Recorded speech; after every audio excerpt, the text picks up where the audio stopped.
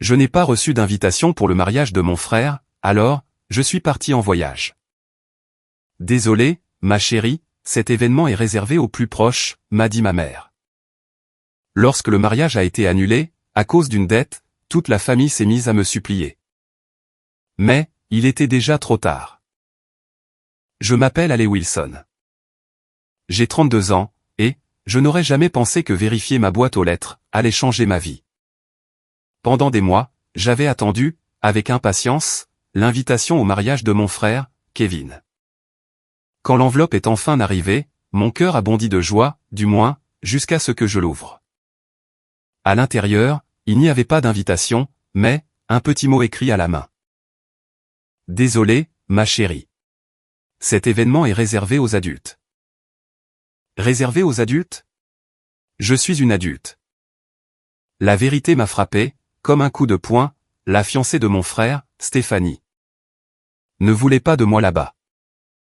La confusion, la blessure, et la colère, m'ont soudainement submergé. Kevin et moi, nous avons grandi en étant inséparables, dans la banlieue de Philadelphie. Juste 2 frères et sœurs, seuls contre le monde entier. De 4 ans mon aîné, il était mon protecteur, mon confident, et, bien souvent, mon complice dans mes bêtises d'enfant. Nous passions nos étés à construire des cabanes élaborées, dans notre jardin, créant des mondes entiers, où rien ne pouvait nous atteindre. Kevin m'a appris à faire du vélo, m'a aidé avec mes devoirs de maths, et à chasser les gamins du quartier, qui se moquaient de mon appareil dentaire. Quand j'étais en 5e. Notre lien s'est renforcé, lorsque le mariage de nos parents a implosé.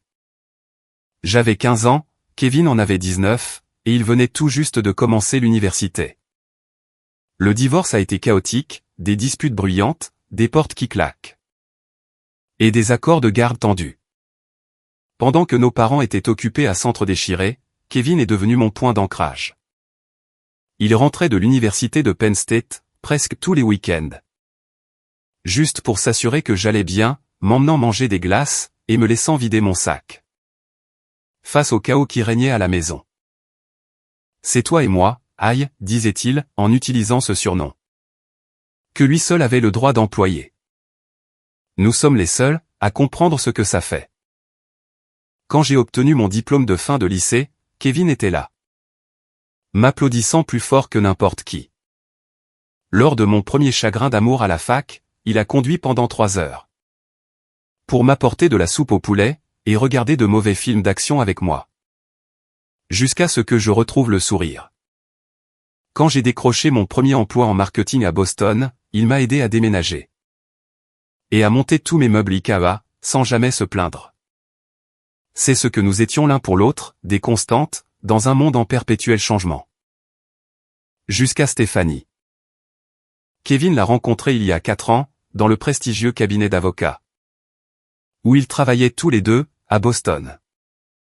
Je me souviens de ses premiers textos à son sujet, à quel point elle était brillante au tribunal. Comment elle riait de ses mauvaises blagues, comment elle le poussait à devenir meilleur. J'étais heureuse pour lui. Kevin avait eu des relations sans lendemain pendant des années, mais il ne semblait jamais trouver quelqu'un qui soit à la hauteur de son ambition et de son intellect. Notre première rencontre a eu lieu dans un restaurant huppé, de Back Bay. J'ai remarqué à quel point Kevin cherchait constamment l'approbation de Stéphanie. Un changement subtil dans sa confiance en lui, qui m'a dérangé.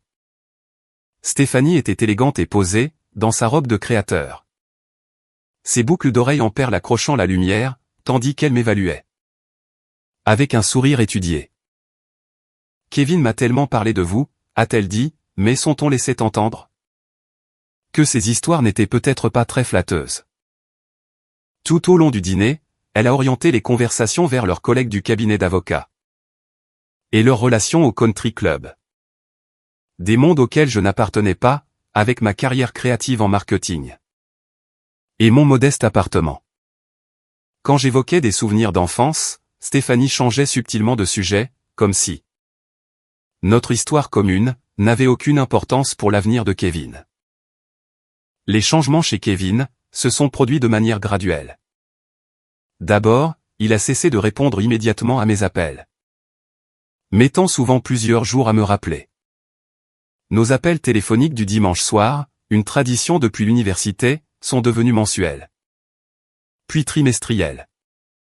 Quand nous arrivions à nous parler, les conversations tournaient autour de ces dossiers. Ou des réussites de Stéphanie. Il me posait rarement des questions sur ma propre vie. Kevin est juste très occupé, disait notre mère, quand je lui faisais part de mes inquiétudes. C'est ce qui arrive, quand on construit son avenir avec quelqu'un. Mais, cela ressemblait à bien plus que de la simple occupation. J'avais l'impression d'être effacé. J'ai fait des efforts pour maintenir notre lien. J'envoyais des cadeaux d'anniversaire attentionnés. J'achetais des billets pour les matchs des Celtics, son équipe préférée. Et je proposais des brunchs, qui s'adaptaient à son emploi du temps. La plupart de mes tentatives se soldaient par des annulations de dernière minute, ou bien par des interactions polies mais distantes, lorsque nous parvenions enfin à nous voir. Pendant ce temps, j'ai construit ma propre vie, à Boston. J'ai gravi les échelons, jusqu'à devenir responsable marketing senior. Dans une start-up technologique. Je me suis fait un petit groupe d'amis fidèles, et j'ai eu quelques rendez-vous amoureux. Bien que rien de sérieux ne soit resté. Mon appartement à Cambridge est devenu mon sanctuaire, petit, mais rempli de livres, de plantes et d'œuvres d'art de créateurs locaux. J'étais fier de la vie que je m'étais construite. Pourtant, il me semblait qu'il manquait quelque chose d'essentiel, sans la présence de mon frère. La dernière vraie conversation que nous avons eue remonte à 6 mois, lorsqu'il m'a appelé pour annoncer ses fiançailles. Malgré tout, une joie sincère, pour lui, m'a envahi. Je suis tellement ravi pour toi, Kev, ai-je dit, en utilisant son surnom d'enfance. Tu mérites tout le bonheur du monde. Merci, aïe, a-t-il répondu. Et, l'espace d'un instant, j'ai entendu la chaleur de mon frère revenir. Ça me touche beaucoup, venant de toi. J'ai immédiatement proposé mon aide, pour l'organisation du mariage. Je pouvais concevoir les invitations, chercher des lieux, faire tout ce dont ils avaient besoin. Il y a eu un silence gêné. C'est vraiment gentil, a-t-il fini par dire. Mais, la mère de Stéphanie s'occupe de presque tout, et ils ont engagé un organisateur de mariage. Pour le reste. Malgré tout, je gardais l'espoir que le mariage nous rapprocherait à nouveau. Que, d'une manière ou d'une autre, le fait de partager cette étape importante rappellerait à Kevin la force de notre lien. Je nous imaginais déjà en train de rire à l'évocation des anecdotes de son enterrement de vie de garçon. Partageant une danse spéciale entre frères et sœurs, lors de la réception. Et portant un toast au nouveau départ, tout en honorant notre passé commun. Alors, j'ai attendu cette invitation, vérifiant ma boîte aux lettres, avec impatience. Pendant des mois. Et, quand elle est enfin arrivée, ce n'était pas du tout une invitation. Le jour où la lettre est arrivée, avait commencé comme n'importe quel autre mardi. Mon réveil a sonné à 6h30 du matin, et je me suis extirpé du lit. Pour arroser ma collection de plantes d'intérieur, avant mon footing matinal. Le long de la rivière Charles. Mon appartement était baigné par la douce lumière dorée du début de l'automne. Ma saison préférée en Nouvelle-Angleterre. L'air frais, les feuilles changeantes, et ce sentiment de renouveau me donnaient toujours de l'énergie. Je suis rentré chez moi, j'ai pris une douche. Et j'ai préparé mon smoothie habituel pour le petit déjeuner, avant de descendre. Pour vérifier mon courrier. La boîte aux lettres en laiton, dans le hall de mon immeuble, n'était généralement remplie que de factures et de prospectus. Mais, ce jour-là, c'était différent. Coincé entre une facture d'électricité et un menu de livraison à emporter, se trouvait une enveloppe de couleur crème, avec une écriture élégante, que j'ai immédiatement reconnue comme étant celle de Kevin. Mon cœur s'est mis à battre la chamade, en examinant l'enveloppe.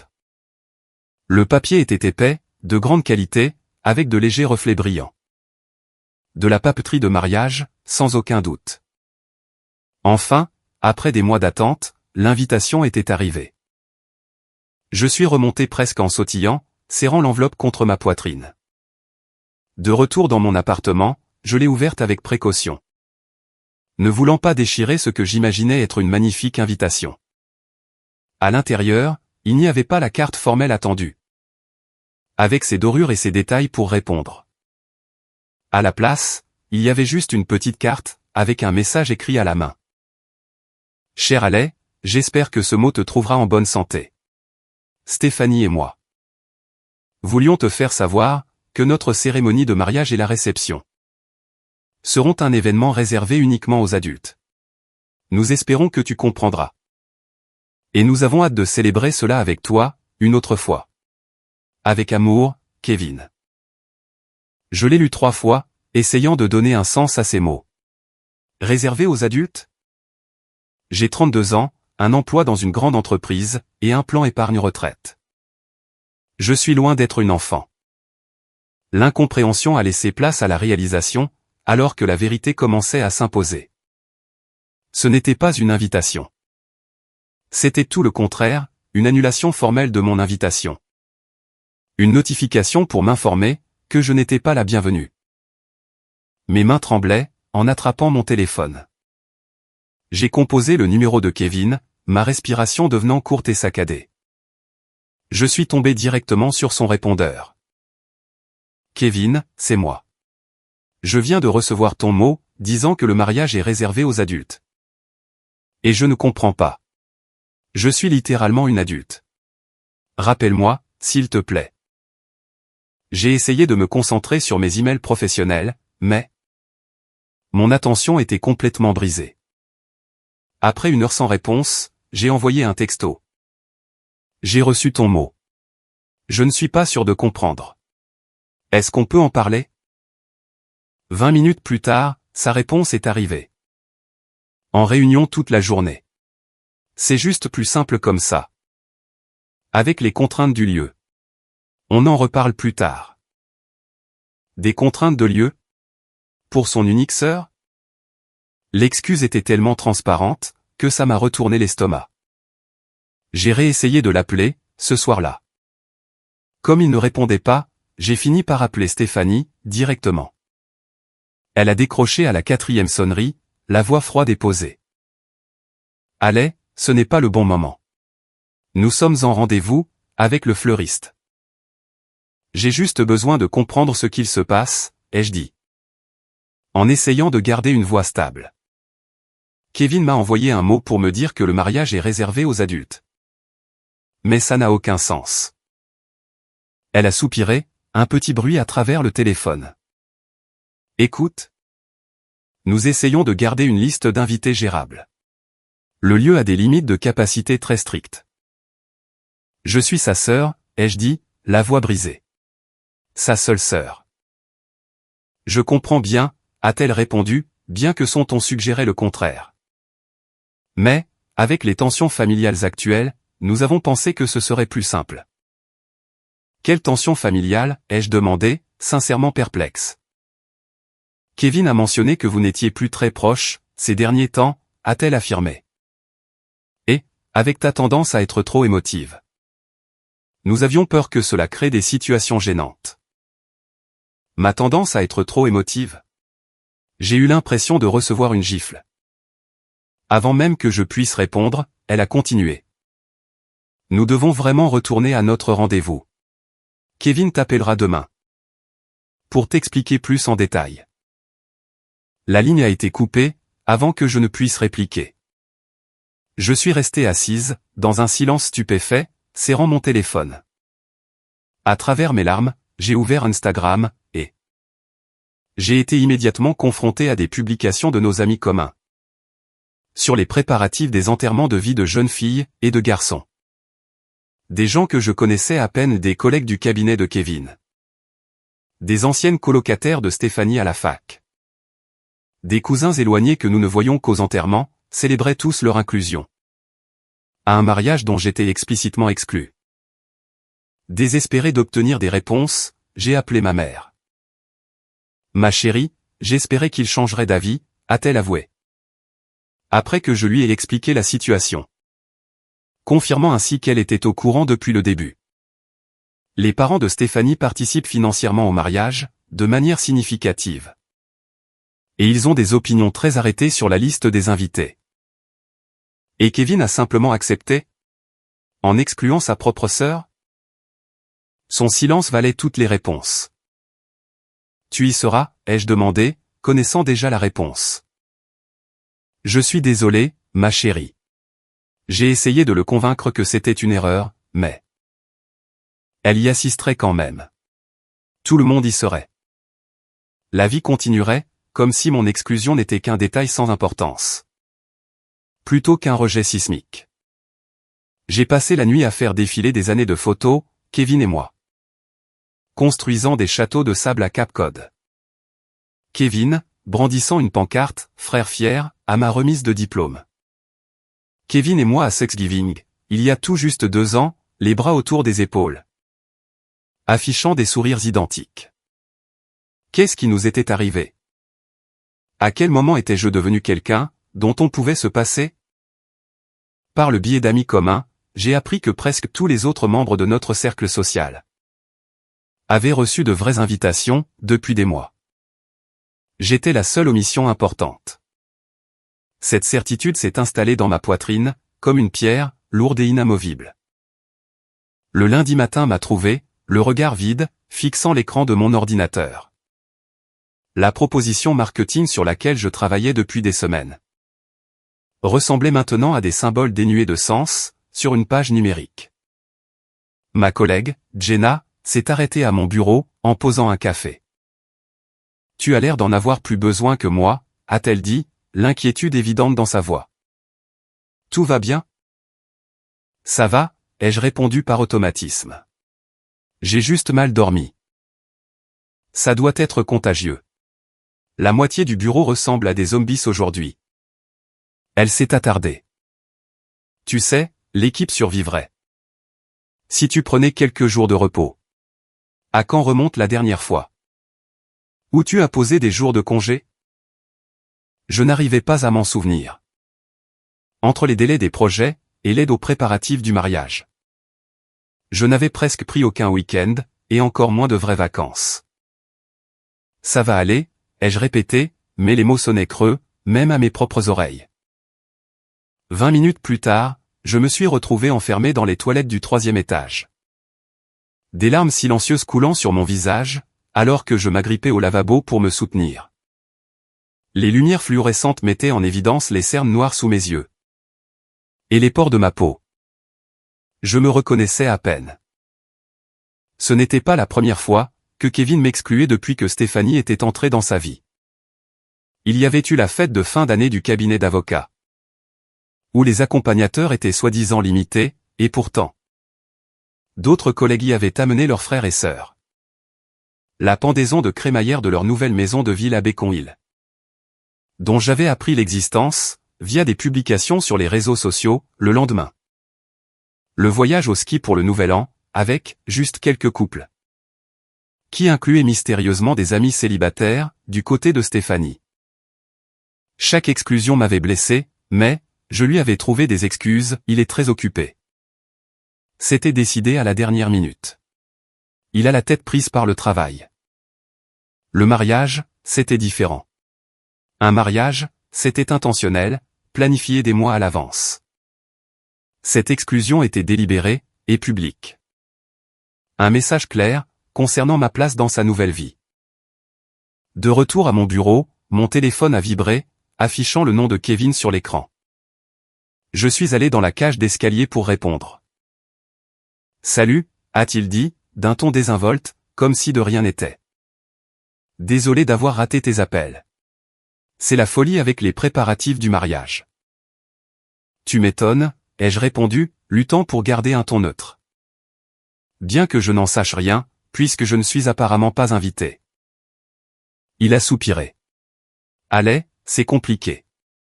Le lieu ? » Arrête, les jeux coupés.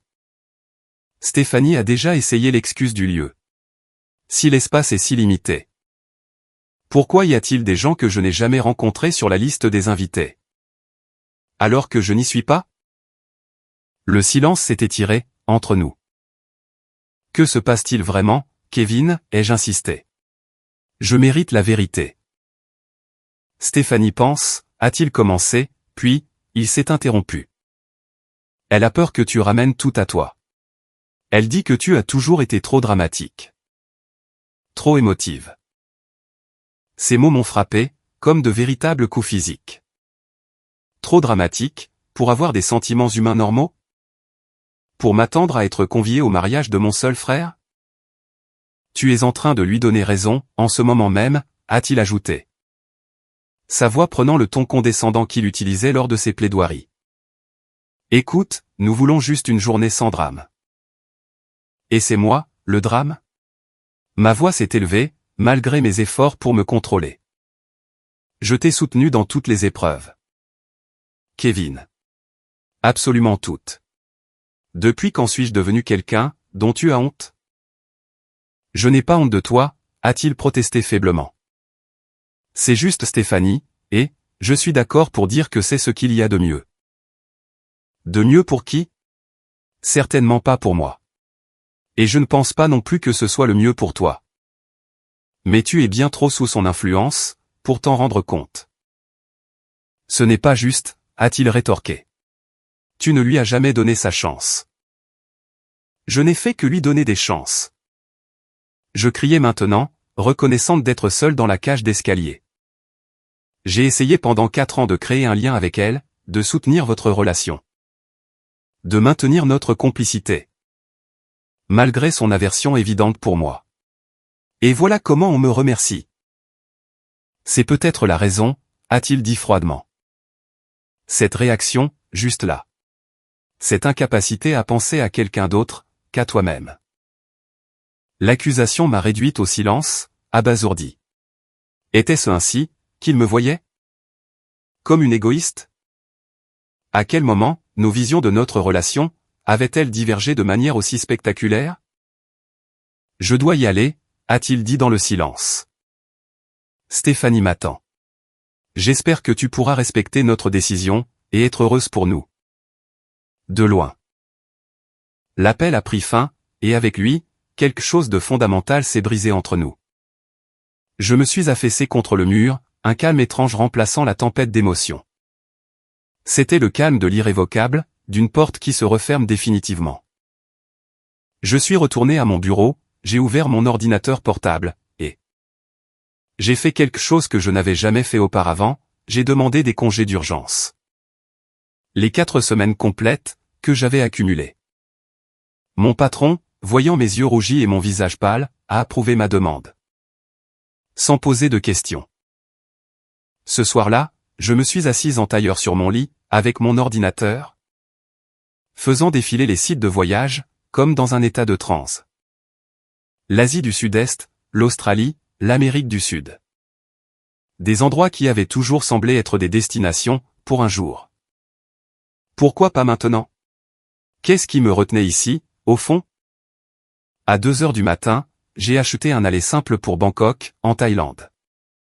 Le prix m'a fait grimacer, mais, quelque chose dans la détermination de cet acte, me semblait juste. Je n'allais pas rester assise, seule chez moi, le jour du mariage de Kevin. À faire défiler les publications sur les réseaux sociaux, en m'apitoyant sur mon sort. Je serais bien trop occupé à vivre ma vie. Faire mes valises, a été cathartique. J'ai arraché des vêtements de leur cintre, avec une énergie folle. J'ai fourré des articles de toilette dans des sacs, et j'ai sélectionné des livres que je voulais lire depuis des années. Au fond de mon placard, j'ai trouvé un album photo de notre enfance. Kevin me portant sur son dos, à la foire de l'État, tous les deux avec des dents de lait en moins. Souriant à pleines dents. J'ai hésité, puis je l'ai laissé sur l'étagère. Ce voyage ne consistait pas à regarder en arrière. En verrouillant la porte de mon appartement, le lendemain matin, valise à la main. J'ai ressenti quelque chose d'inattendu, en plus de la douleur, une lueur d'excitation. Pour la première fois de ma vie d'adulte, je faisais quelque chose de totalement imprévu, et exclusivement pour moi-même. Si Kevin pouvait réécrire notre relation, alors, peut-être, pouvais-je réécrire ma propre histoire. Moi aussi. L'aéroport international de Logan bourdonnait d'activités matinales. alors que je faisais rouler ma valise à travers les portes automatiques. L'anxiété habituelle du voyage, ai-je oublié quelque chose? Mon passeport est-il vraiment dans mon sac? Se mêlait à un étrange sentiment de libération. Pendant 24 heures, je serais suspendu entre deux mondes, injoignables, n'appartenant nulle part. Et pourtant, partout à la fois. Les files d'attente de la sécurité et les annonces d'embarquement se sont fondues en un bruit de fond. Alors que j'attendais à ma porte, observant les familles, les couples, et les voyageurs solitaires comme moi, aller et venir. Une jeune femme en larmes, a serré ses parents dans ses bras. Avant de se diriger vers sa porte d'embarquement. La scène a déclenché un souvenir, Kevin me conduisant à l'université. M'aidant à porter les cartons jusqu'à ma chambre d'étudiante. Son étreinte féroce, juste avant de partir. Tu vas tout déchirer, aïe, m'avait-il dit, la voix rendue rauque par une émotion inhabituelle. Appelle-moi quand tu veux, de jour comme de nuit. Je l'avais cru sur parole à l'époque, n'imaginant jamais qu'il viendrait un jour où il ne décrocherait plus. Le voyage de 20 heures vers la Thaïlande de Boston à Tokyo, puis Bangkok, m'a laissé amplement le temps de réfléchir. Quelque part au-dessus du Pacifique. Enveloppé dans l'obscurité anonyme d'une cabine d'avion en pleine nuit.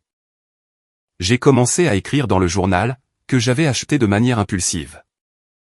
Dans une boutique de l'aéroport. Pas à propos de Kevin ou du mariage, mais, à propos de moi. À quand remontait la dernière fois où j'avais fait quelque chose de spontané? À quand remontait la dernière fois, où j'avais privilégié l'aventure à la stabilité? Étais-je devenu trop prévisible, trop prudente? Peut-être, y avait-il un fond de vérité dans les paroles cruelles de Kevin.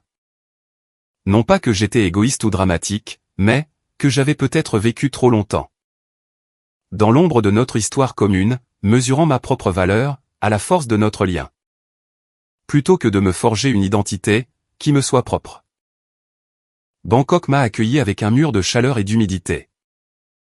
Alors que je sortais de l'aéroport de Suvarnabhumi. L'assaut sensoriel a été immédiat, les klaxons des tuk-tuk. Les vendeurs de rue criant dans un thaï chantant, le mélange âcre des gaz d'échappement. Des fleurs tropicales, et des épices de cuisine. Dans ce chaos, je me suis senti merveilleusement, et terriblement, anonyme. L'auberge de jeunesse que j'avais réservée à la dernière minute, se trouvait dans le quartier d'Ari. Moins touristique que la zone de Khao-San-Road. Selon mes recherches hâtives, le dortoir réservé aux femmes était propre et moderne. Avec des rideaux d'intimité sur chaque couchette, et des casiers pour les objets de valeur. Pendant que je rangeais mon sac à dos, une voix s'est fait entendre depuis la couchette du dessus. C'est la première fois en Thaïlande? J'ai levé les yeux, pour voir une femme d'à peu près mon âge. La peau constellée de taches de rousseur, et un chignon blond décoiffé sur la tête. C'est si évident que ça, ai-je demandé. Elle a ri. Tu as ce regard d'une fille aux yeux grands ouverts, et légèrement terrifiée. Je m'appelle Audrey. Au fait, je viens de Vancouver. Allez, de Boston. Voyageuse solo, ai-je hoché la tête? La réalité de ma situation me frappant soudainement. J'étais littéralement à l'autre bout du monde, toute seule, et sans aucun plan précis. C'est la meilleure façon de voyager, a affirmé Audrey, avec assurance. On est quelques-uns à sortir pour manger de la street food. Si tu veux te joindre à nous. Le meilleur remède contre le décalage horaire, c'est de tenir le coup. Et de s'adapter immédiatement à l'heure locale. Mon instinct premier, était de refuser, de me retirer dans la sécurité de ma solitude. Mais, n'était-ce pas justement le but de ce voyage, que de briser mes vieilles habitudes? J'aimerais beaucoup, me suis-je entendu répondre. Cette première soirée à Bangkok, a été un tourbillon de nouvelles expériences. Naviguer dans le métro aérien, manger un pad thaï préparé par un vendeur de rue. Tout en étant perché sur un minuscule tabouret en plastique, apprendre à dire « merci » en thaï. Grâce à Audrey et ses amis. Je me suis effondré dans mon lit, épuisé, mais beaucoup trop stimulé pour réussir à dormir. Les sons inconnus de la ville filtrant à travers la fenêtre de l'auberge. Le lendemain matin, je suis parti seul en exploration, armé d'une carte touristique. Et d'une confiance très limitée. En moins d'une heure, j'étais irrémédiablement perdu, dans un labyrinthe de stands de marché. La panique est montée dans ma gorge, alors que je tournais autour du même temple. Pour la 3e fois. Puis, mon téléphone a émis un bip, un texto de ma mère. Je viens de récupérer ma robe de mère du marié. Bleu marine avec des paillettes. Kevin dit que le lieu est magnifique. Avec tous les arrangements floraux. La réalité m'est revenue en plein visage. Pendant que j'errais dans des rues étrangères, les préparatifs d'une célébration à laquelle je n'étais pas convié se poursuivaient sans le moindre accroc.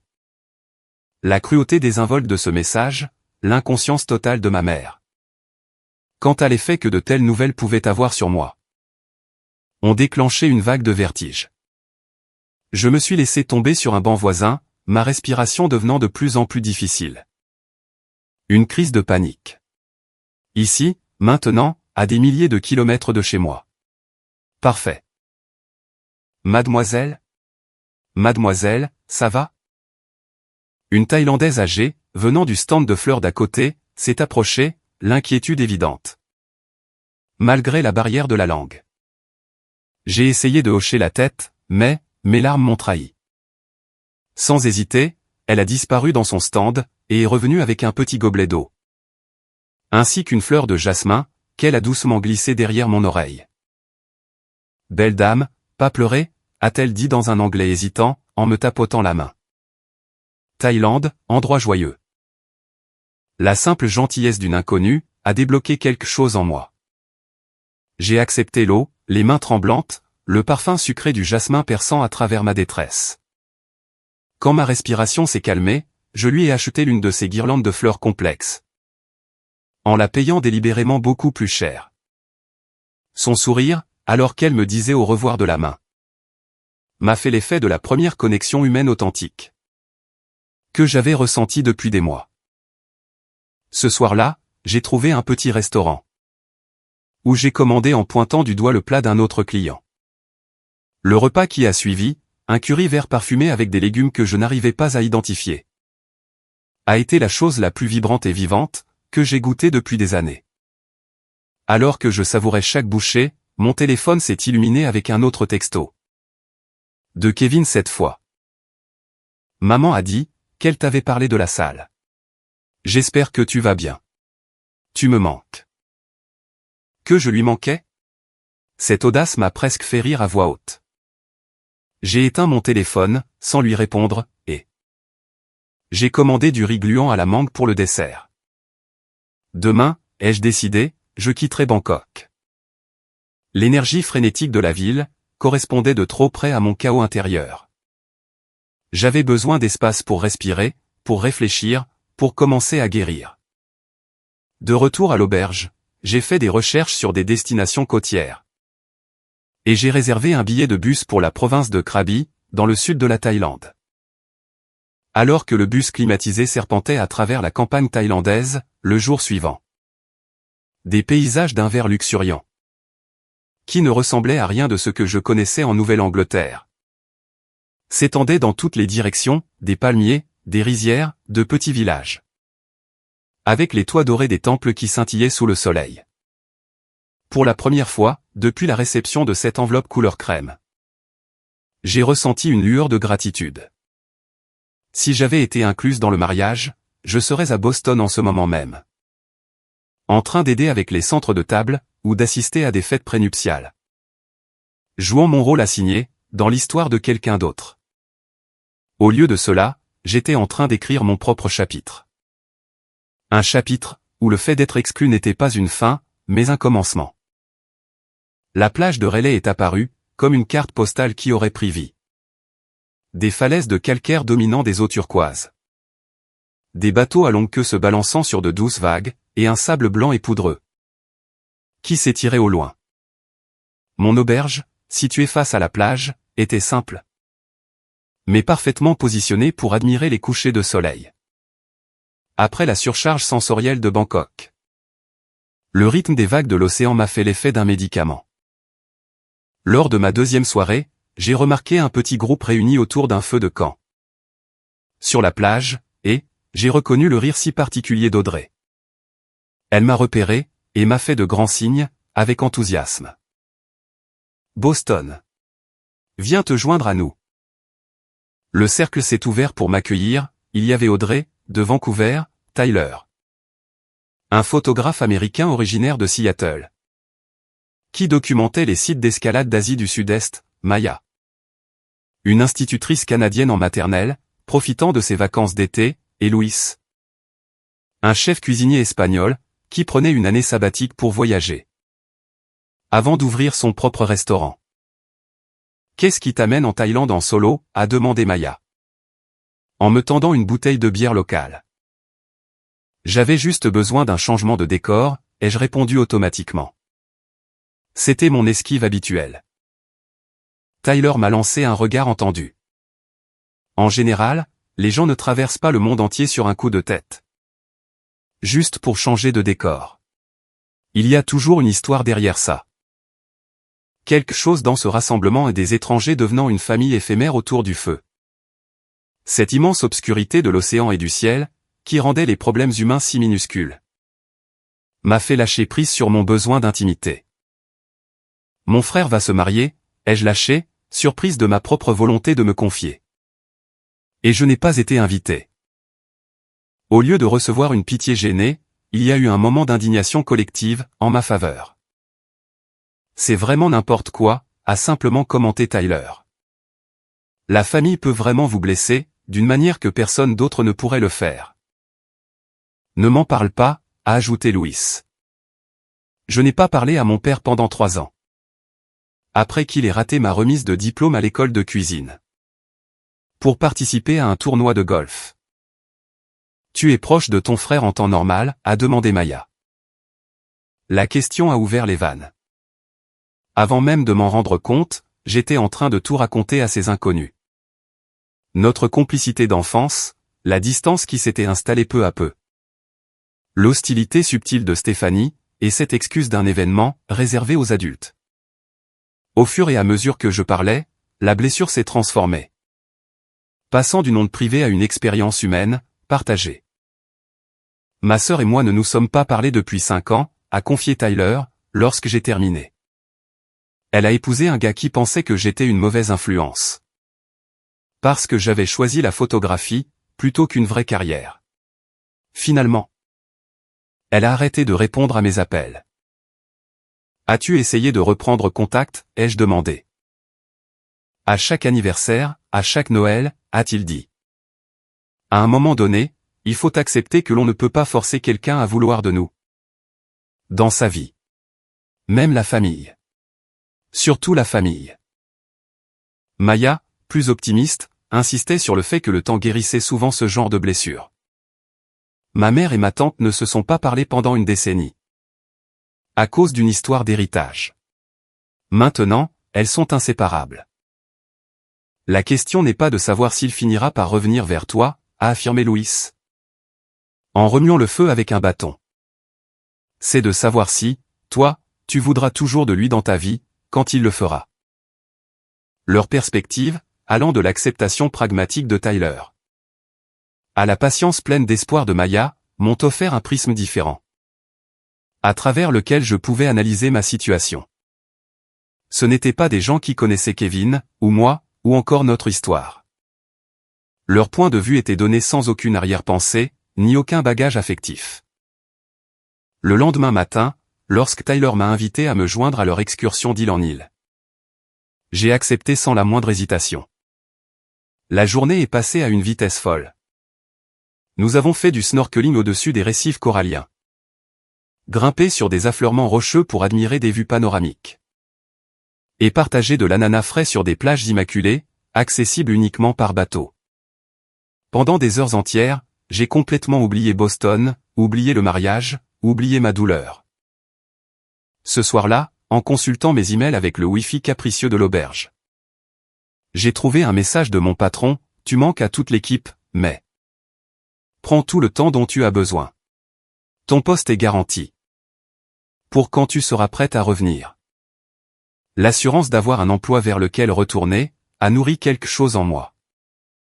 Sur une impulsion, j'ai prolongé ma réservation à l'auberge de 2 semaines, puis j'ai envoyé un message à mes nouveaux amis pour savoir s'ils étaient intéressés à l'idée de voyager plus au nord, vers Chiang Mai. Par la suite, tous les 3 étaient partants, et c'est ainsi que ma fuite improvisée s'est transformée en un véritable voyage. Les jours qui ont suivi ont instauré un nouveau rythme. Les matins à explorer, avec mes compagnons de voyage. Les après-midi, parfois seul avec mon journal, sur des plages plus tranquilles. Et les soirées, à partager des repas et des histoires. J'ai supprimé mes applications de réseaux sociaux, fatigué de voir les mises à jour sur le mariage que mes amis partageaient sans s'en rendre compte. Prendre de la distance avec cette connexion numérique constante s'est révélé étonnamment libérateur. Après une semaine passée à Chiang Mai, nous avons fait du bénévolat dans un sanctuaire d'éléphants, au cœur de la jungle voisine. Contrairement aux pièges à touristes qui proposent des balades à dos d'éléphants, il s'agissait d'une véritable opération de sauvetage, où les éléphants erraient en toute liberté. Nous avons préparé de la nourriture, nettoyé les enclos, et observé ces doux géants. Depuis une distance respectueuse. Ils n'oublient jamais leur famille, nous a expliqué le directeur du sanctuaire. Les éléphants maintiennent leurs liens sur des décennies. Même lorsqu'ils sont séparés. Ils pleurent leurs morts, célèbrent les naissances. Protègent les plus vulnérables. À bien des égards. Ils comprennent la famille beaucoup mieux que les humains. En regardant une maman éléphant guider doucement son petit à travers une mare de boue, j'ai senti des larmes inattendues monter à mes yeux. Tyler, l'ayant remarqué discrètement, m'a tendu son appareil photo. Parfois, voir les choses à travers un objectif différent, ça aide, m'a-t-il dit. Essaie de te concentrer sur eux, plutôt que sur ce qu'il se passe à l'intérieur de ta tête. À travers son viseur, j'ai capturé les tendres interactions des éléphants, des trompes enlacées. Des corps positionnés pour faire de l'ombre aux plus jeunes face au soleil. La matriarche qui veillait en permanence. La concentration requise pour prendre de bonnes photos, a repoussé toutes mes autres pensées. Créant un espace méditatif, où le passé et le futur cessaient momentanément d'exister. Ce soir-là, Maya nous a convaincus de visiter un temple bouddhiste à proximité, où un moine anglophone proposait des conseils de méditation aux visiteurs. Le temple était un véritable havre de paix, avec ses statues de Bouddha dorées, qui scintillaient à la lueur des bougies.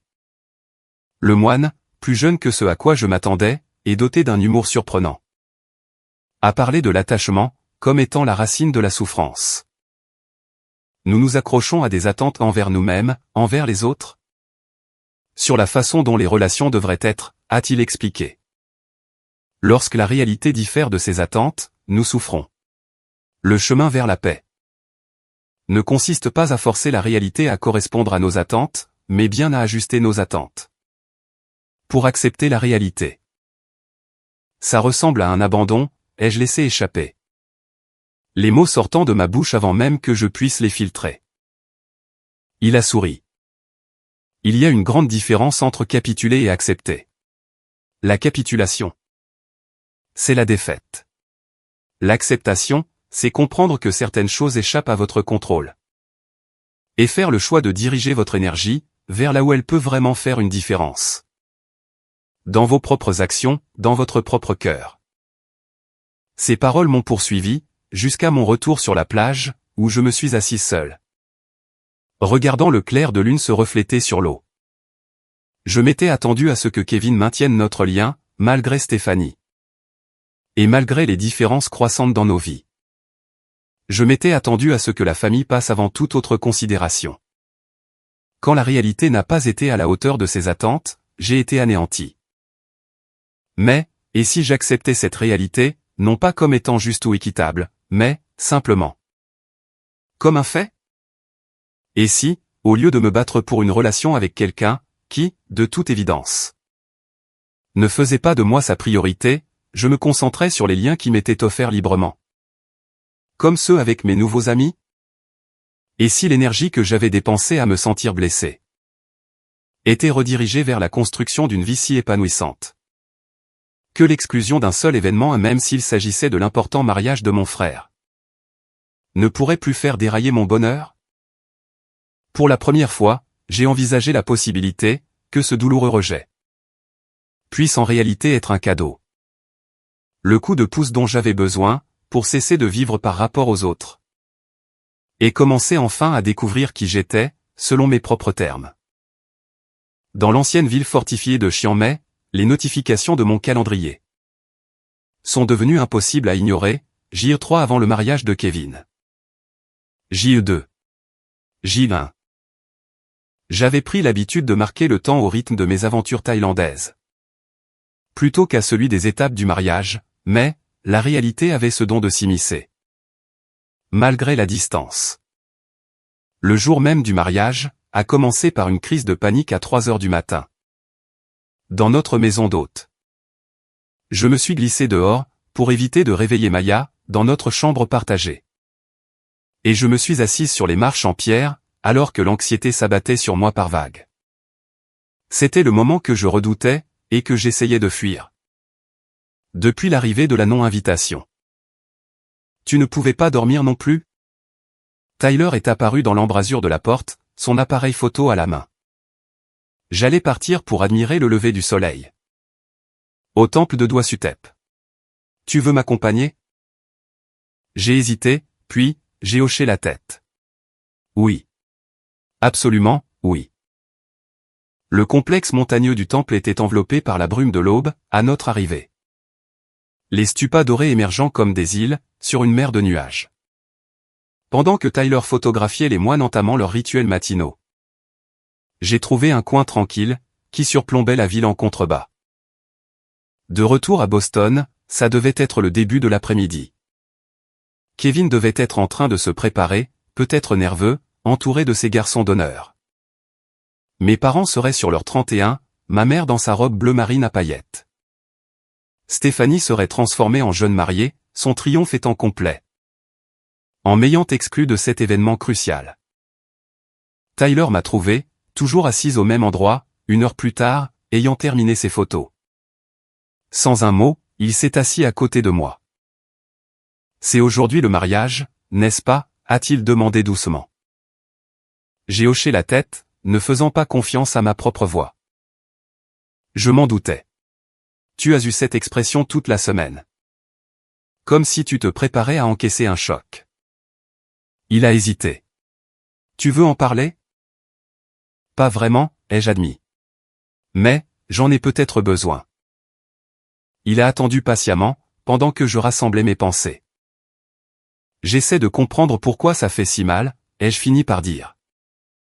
Ce n'est qu'une seule journée, n'est-ce pas? Mais, j'ai l'impression d'être effacé de sa vie. De notre histoire commune. C'est le côté symbolique, qui blesse. Les mariages servent à réunir les familles, à créer de nouveaux liens, a fait remarquer Tyler. Être exclu, envoie un message assez clair, sur ta position. Exactement. Cette validation m'a étonnamment réconforté. Je n'arrête pas de me demander si j'ai fait quelque chose de mal, si. D'une manière ou d'une autre, je mérite ça. D'après tout ce que tu nous as raconté, la seule chose que tu aies faite de mal, c'est d'exister comme un rappel de ce qu'était ton frère, avant que sa fiancée n'arrive. Son ton était pragmatique, sans aucune trace de pitié. Certaines personnes ont besoin d'effacer leur passé pour pouvoir avancer. Ça en dit bien plus sur eux, que sur toi. Nous avons observé en silence, le soleil qui apparaissait pleinement, brûlant la brume pour révéler la ville tentaculaire, en contrebas. Je pensais à lui écrire une lettre, ai-je avoué. Sans être en colère ou accusatrice, juste être honnête. Sur la façon dont tout ça m'a affecté. Mais je ne suis pas sûr de devoir l'envoyer. Tu veux que je t'aide à la rédiger, a proposé Tyler. Parfois, un point de vue extérieur aide à trouver les mots justes. De retour à la maison d'hôte, Maya et Louis avaient organisé une excursion surprise, d'une journée. Vers une cascade cachée dont des locaux leur avaient parlé. C'était leur façon de me changer les idées. Ce geste m'a presque ému aux larmes. D'abord, le petit déjeuner et l'écriture de la lettre, a décrété Maya. Ensuite, l'aventure. On s'interdit de broyer du noir aujourd'hui. Autour d'un riz gluant à la mangue et d'un café thaïlandais corsé. J'ai couché mon cœur sur le papier, avec, de temps à autre, les conseils bienveillants de Tyler. Cher Kevin. Au moment où tu liras cette lettre, tu seras probablement marié. J'espère que ta journée a été tout ce dont tu rêvais. Malgré tout, je veux que tu sois heureux. Ça n'a pas changé, depuis l'époque où nous étions enfants, et que je regardais mon grand frère. Comme s'il était mon héros. Ce qui a changé, en revanche, c'est la vision que j'ai de notre relation. Ta décision de m'exclure de ton mariage a mis en lumière des choses que j'essaie d'ignorer. Depuis des années. Le frère qui, autrefois, conduisait des heures pour m'apporter de la soupe quand j'avais le cœur brisé, n'aurait permis à personne, pas même à une personne qu'il aime, de repousser sa seule sœur. Lors d'un jour aussi important. Je ne t'écris pas pour te faire culpabiliser, ni pour exiger des explications. Je t'écris parce que, garder tous ces sentiments en moi, est devenu trop douloureux. Et j'ai besoin de les évacuer pour pouvoir aller de l'avant.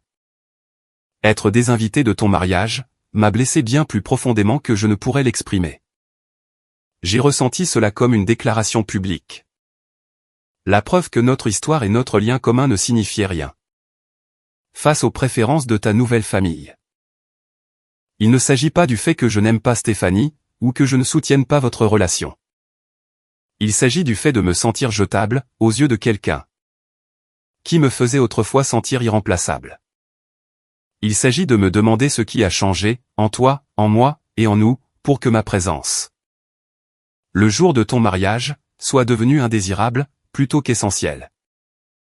Je suis actuellement en Thaïlande, en train d'apprendre à naviguer à travers cette douleur. J'ai rencontré des personnes incroyables, qui m'ont aidé à comprendre que la famille, c'est à la fois celle dans laquelle on est, et celle que l'on choisit. J'espère qu'un jour, nous pourrons reconstruire une relation basée sur le respect mutuel. Et sur un véritable désir de connexion, plutôt que par simple obligation. Ou au nom de notre histoire commune. Je chérirai toujours le frère que tu as été pour moi, pendant mon enfance. J'espère pouvoir un jour connaître, et chérir l'homme que tu es devenu, si tant est. Qu'il y ait une place pour moi, dans ce tableau. Avec tout mon amour, allez. J'ai glissé la lettre dans une enveloppe, en l'adressant à son domicile. Plutôt qu'à sa destination de lune de miel.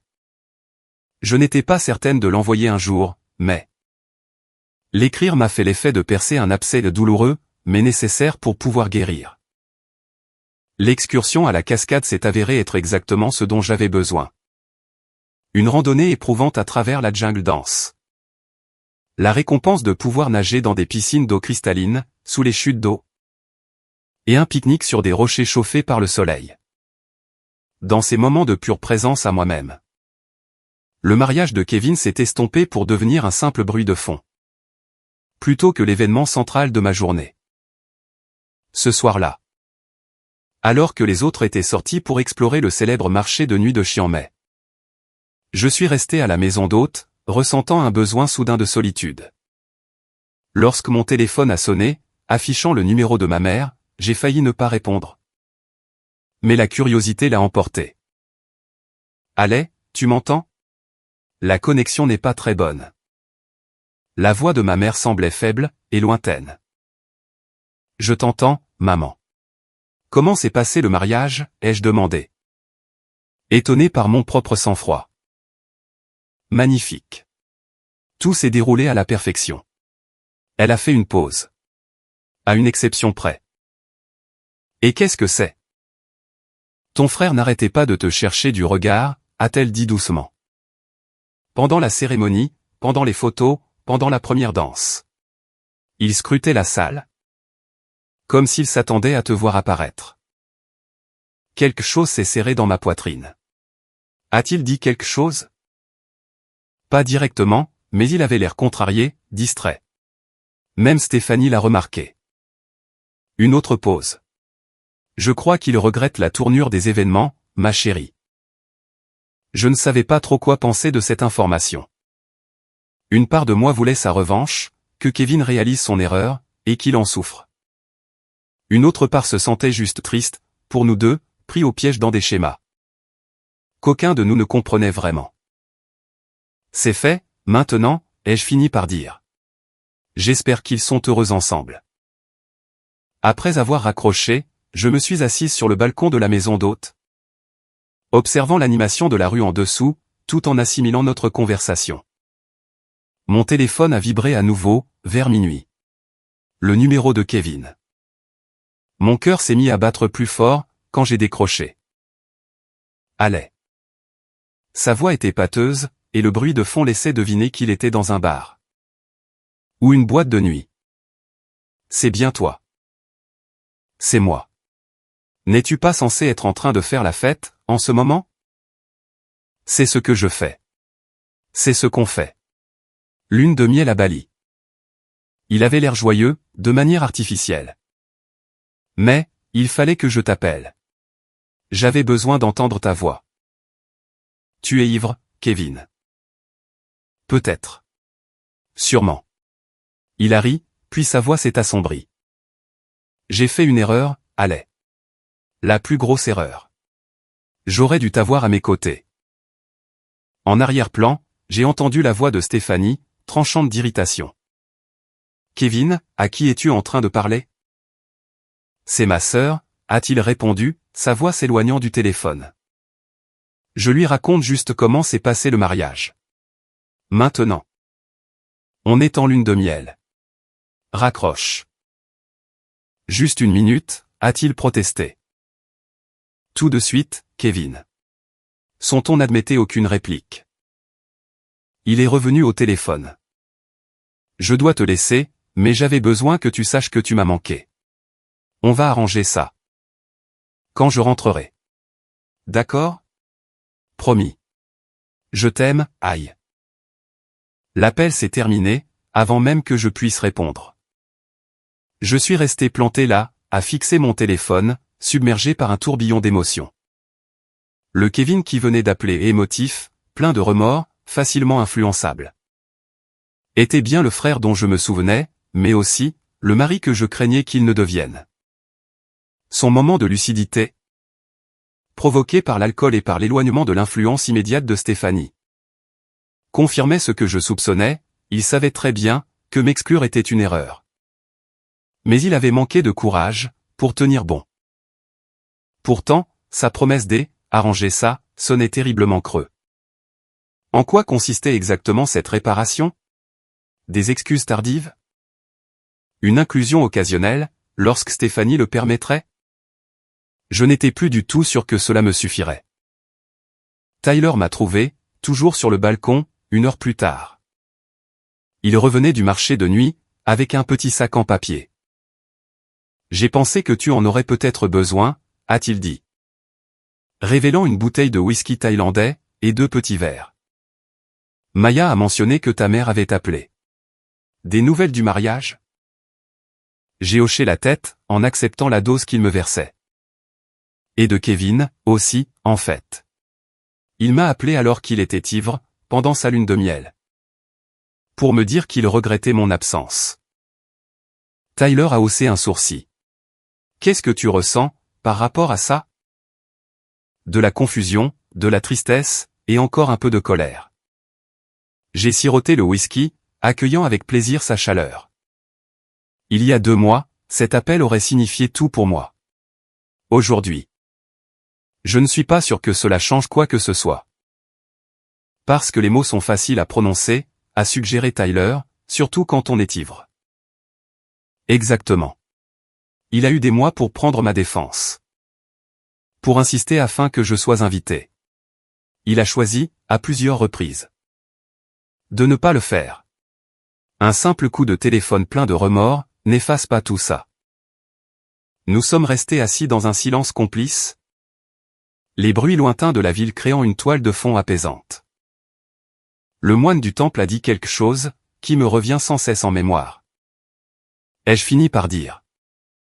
Au sujet de diriger son énergie là où elle peut faire la différence.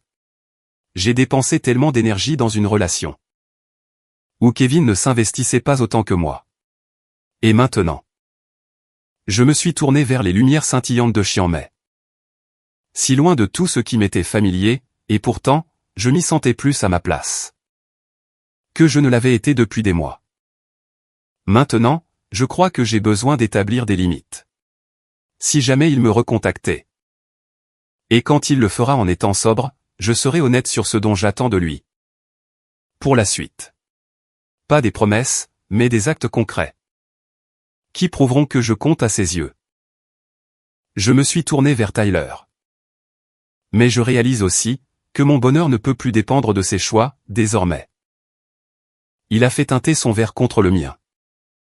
Ça, mon ami, ça ressemble fortement au début de la liberté. Mes derniers jours en Thaïlande se sont écoulés dans un kaléidoscope d'expériences. Relâcher des lanternes en papier dans le ciel nocturne, lors d'un festival local. Apprendre à cuisiner un authentique pad thai avec une grand-mère qui ne parlait pas un mot d'anglais. Mais qui communiquait parfaitement par des sourires et des gestes. Méditer au lever du soleil avec Maya, photographier la vie dans les rues avec Tyler. Et goûter des fruits exotiques sur les marchés avec Louis. À chaque nouvelle expérience, le mariage et ses conséquences s'éloignaient de plus en plus. Dans ma perspective des choses.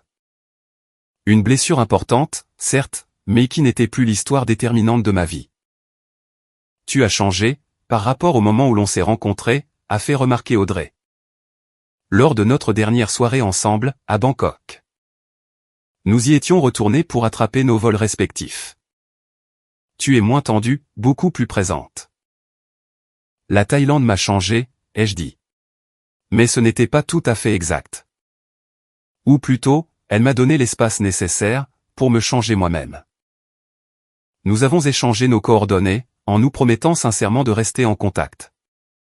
Tyler partait ensuite pour le Vietnam, Maya retournait au Canada pour la rentrée scolaire. Et Louis s'envolait pour l'Indonésie, afin de poursuivre son exploration culinaire. Nos chemins s'étaient croisés brièvement. Mais de manière significative, la preuve vivante que la famille pouvait se trouver dans les endroits les plus inattendus. Le vol de retour vers Boston m'a donné le temps de me préparer mentalement à mon arrivée. J'étais parti depuis un peu plus de 3 semaines, mais j'avais l'impression que des années s'étaient écoulées. Le journal que j'avais commencé sur le vol aller était maintenant rempli d'observations, de réflexions et de projets. Pas seulement des projets de voyage, mais des projets de vie. Les changements que je voulais opérer, les limites que j'avais besoin de fixer. Et les rêves que j'avais trop longtemps repoussés. Mon appartement me semblait plus petit que dans mes souvenirs, et légèrement renfermé. À cause de son inoccupation. J'ai grand ouvert les fenêtres, j'ai déballé mes souvenirs, un éléphant sculpté à la main. Des foulards en soie colorée, des épices pour m'essayer à la cuisine thaïlandaise. Au lieu de simplement tout remettre à sa place comme avant, j'ai réarrangé les meubles. J'ai accroché des photos que Tyler avait prises de nos aventures, et j'ai créé un coin méditation. Avec des coussins inspirés de ceux du temple. Ces changements physiques reflétaient mes changements intérieurs. Je ne retournais pas à mon ancienne vie, j'en créais une nouvelle. Qui intégrait tout ce que j'avais appris. Au travail, mes collègues ont immédiatement remarqué la différence. Peu importe l'effet qu'ont eu ces vacances sur toi. Tu devrais le mettre en bouteille et le vendre, a commenté mon patron. Après que j'ai présenté de nouvelles idées pour la campagne en difficulté de notre client. Tu rayonnes, littéralement. Je me suis plongé dans mes projets avec une créativité renouvelée. Ne faisant plus d'heures supplémentaires, juste parce que j'avais le vague sentiment de ne rien avoir de mieux à faire. À la place, j'ai établi des limites plus claires, entre mon travail et mon temps personnel. Profitant de mes soirées pour découvrir des cours de photographie locaux. Rejoindre un groupe de randonnée, et expérimenter des techniques de cuisine thaïlandaise. Kevin est rentré de sa lune de miel, 2 semaines après mon retour. Son texto était très désinvolte, comme s'il ne s'était rien passé d'important entre nous. De retour en ville. On prend un café bientôt? Nous avons convenu de nous retrouver dans un café neutre. À mi-chemin entre nos quartiers respectifs. Je suis arrivé en avance, m'appropriant une table dans un coin, et commandant un thé. Pour calmer mes nerfs. Quand il est entré, j'ai été frappé par son apparence si ordinaire. Le même Kevin que d'habitude, ni le méchant ni le héros que mes émotions avaient fini par peindre. Tu as l'air en pleine forme, a-t-il dit, après une étreinte maladroite. Différente, d'une certaine façon. La Thaïlande m'a bien réussi, ai-je répondu simplement. Il a hoché la tête, jouant nerveusement avec sa tasse de café. À propos du mariage. C'est bon, les jeux interrompus. Tu n'as pas besoin de te justifier. Si, pourtant. Son expression était douloureuse. J'ai été un frère horrible. La façon dont les choses se sont passées avec l'invitation. C'était mal. Je savais que c'était mal, même au moment où j'ai accepté de le faire. Pourquoi l'as-tu fait, alors, ai-je posé la question qui me hantait depuis des mois. Il a poussé un lourd soupir. C'est compliqué. Stéphanie et sa famille avaient cette vision d'un jour parfait. Lorsque ses parents ont proposé de financer la plus grande partie. Ils ont imposé des conditions sur la liste des invités. Je me suis convaincu que ce n'était qu'une journée. Et que, dans le grand ordre des choses, ça n'avait pas vraiment d'importance. Mais ça en avait, ai-je dit doucement. C'était le symbole de quelque chose de bien plus grand, qui se passait entre nous. Je le vois bien, maintenant. Il a fixé le fond de son café. Pour ce que ça vaut. Je l'ai regretté tout au long de la journée. C'était une erreur de ne pas t'avoir là-bas.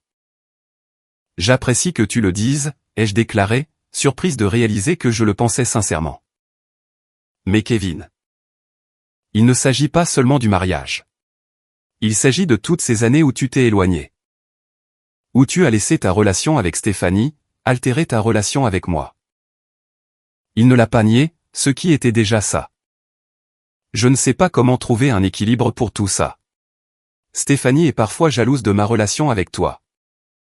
De la complicité que nous avions en grandissant. Elle n'a jamais eu ça. Avec ses propres frères et sœurs. C'est compréhensible, ai-je dit avec précaution.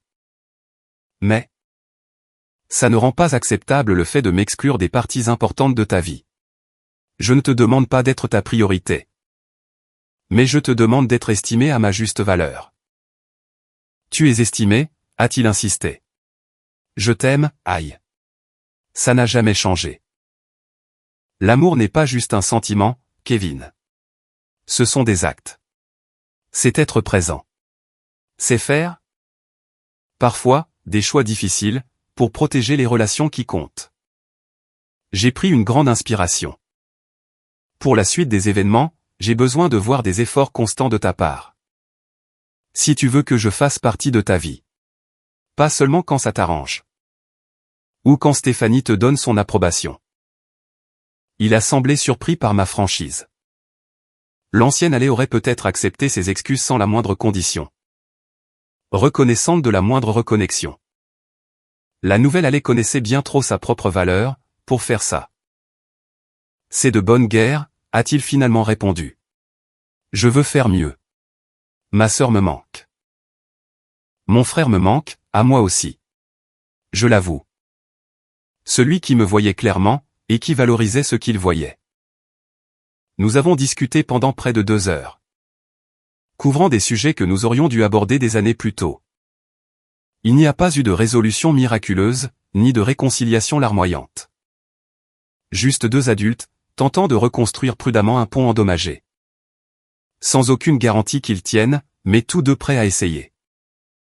Alors que l'automne laissait place à l'hiver, Kevin a fait des efforts, petits mais constants.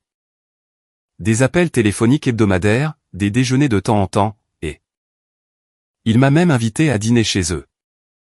Bien que Stéphanie soit restée froidement polie, plutôt qu'accueillante. J'ai accepté ces ouvertures avec un optimisme prudent, tout en maintenant la vie bien remplie. Que j'avais commencé à me créer après la Thaïlande. Thanksgiving a apporté le premier vrai test, un rassemblement familial chez mes parents. Avec la présence de Kevin et Stéphanie. Le risque de malaise était élevé, mais je suis arrivé sereine, après une méditation matinale.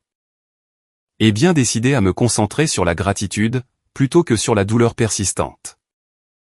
La froideur de Stéphanie a continué, mais j'ai découvert que cela m'affectait beaucoup moins qu'avant.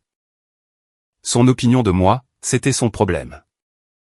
Je n'avais plus besoin de son approbation, pour valider ma place dans la vie de mon frère. Kevin remarquait son comportement beaucoup plus clairement à présent. Redirigeant occasionnellement les conversations, lorsqu'elles devenaient méprisantes.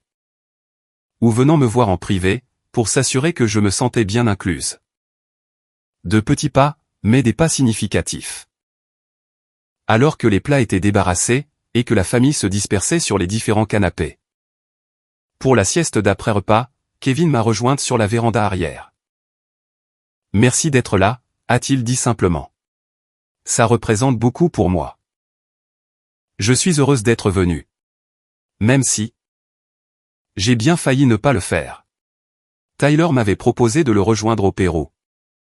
Pour les vacances. Il photographie le Machu Picchu pour le National Geographic. Tyler, de Thaïlande, a demandé Kevin, l'air sincèrement intéressé. Vous êtes resté en contact? J'ai hoché la tête, en lui montrant de récentes photos que Tyler avait envoyées de ses voyages. Tous, oui. Maya, Louis, Audrey. Nous organisons un voyage de retrouvailles au Japon. Le printemps prochain. C'est génial, a dit Kevin, et, je n'y ai détecté aucun jugement, seulement, peut-être, une pointe de nostalgie. Tu t'es construit toute une vie, pendant que je ne prêtais pas attention. Je n'ai pas eu le choix, ai-je répondu. Honnêtement, je ne pouvais plus attendre que mon bonheur dépende de la réparation de notre relation. Il a assimilé cette remarque, avec une grâce surprenante. Je le comprends bien. Maintenant. Je suis simplement reconnaissant que tu me donnes. Que tu nous donnes une seconde chance. Plus tard dans la soirée, de retour dans mon appartement, j'ai envoyé un texto à Tyler. Au sujet des événements de la journée. Tout en finalisant les détails de mon atelier de photographie du week-end. Sur mon mur, trônait une image encadrée, qu'il avait prise de moi, au sanctuaire des éléphants. La tête rejetée en arrière dans un éclat de rire, le soleil jouant dans mes cheveux. Ayant l'air complètement présente, et vivante. Juste à côté, un nouveau calendrier, marquant mes prochaines aventures. Un voyage de randonnée en solo dans le Maine, une série de cours de cuisine. Et les retrouvailles au Japon. Ce voyage, qui avait commencé par une douloureuse exclusion, m'avait finalement conduite à une intégration inattendue, dans un monde bien plus vaste. Le frère qui avait autrefois été mon unique définition de la famille n'était désormais plus qu'un fil important, dans la riche tapisserie de mes liens. En me préparant pour aller au lit, j'ai remarqué que Kevin avait liké ma dernière publication Instagram, un autoportrait. Pris au sommet d'un sentier de randonnée local. Un petit geste, mais qui laissait entendre qu'il me voyait enfin tel que j'étais aujourd'hui. Et pas seulement pour ce que j'avais été par rapport à lui. Le chemin à parcourir reste incertain. Les relations, endommagées par des années de négligence, ne se réparent pas en quelques semaines. Ou en quelques mois. Stéphanie ne m'acceptera peut-être jamais totalement. Kevin pourrait avoir du mal à tenir ses promesses, sous la pression. Mais, pour la première fois, j'envisageais ces possibilités, sans la moindre peur. Mon bonheur ne dépendait plus de résultats, que je ne pouvais pas contrôler. La non-invitation qui m'avait autrefois anéanti, m'avait finalement offert un cadeau inespéré. Elle m'avait forcé à découvrir qui j'étais, au-delà de mon rôle de sœur de Kevin. Au-delà des schémas familiers, et des limites confortables. En perdant ce que je croyais essentiel, j'avais trouvé quelque chose de bien plus précieux. Moi-même. Alors, et vous? Avez-vous déjà vécu une exclusion douloureuse? Qui vous a finalement mené à une évolution personnelle inattendue? Ou avez-vous dû poser des limites avec des membres de votre famille, qui vous ont blessé? Merci d'avoir parcouru ce chemin avec moi aujourd'hui, et d'ici la prochaine fois. Continuez à créer vos propres aventures, qu'elles incluent tout le monde que vous espériez, ou non.